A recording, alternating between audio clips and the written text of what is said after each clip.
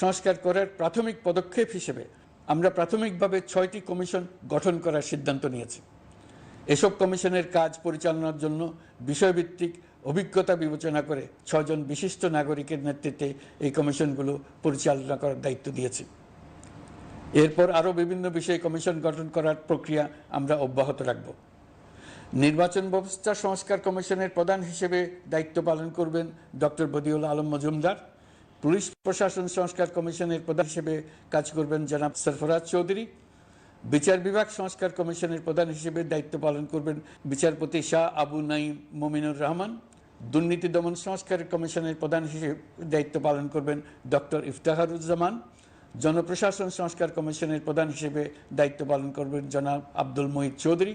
সংবিধান সংস্কার কমিশনের প্রধান হিসেবে দায়িত্ব পালন করবেন ডক্টর শাহদিন মালিক।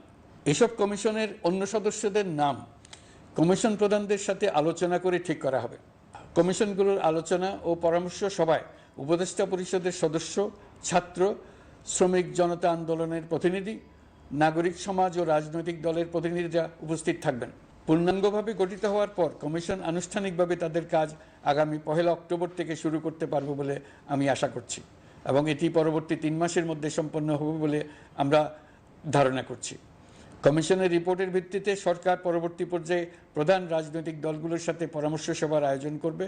চূড়ান্ত পর্যায়ে ছাত্র সমাজ, নাগরিক সমাজ, রাজনৈতিক দলের প্রতিনিধি, সরকারের প্রতিনিধি নিয়ে ব্যাপক ভিত্তিক 3 থেকে 7 দিন ব্যাপী একটি পরামর্শ সভার ভিত্তিতে সংস্কার ভাবনার রূপরেখা চূড়ান্ত করা হবে।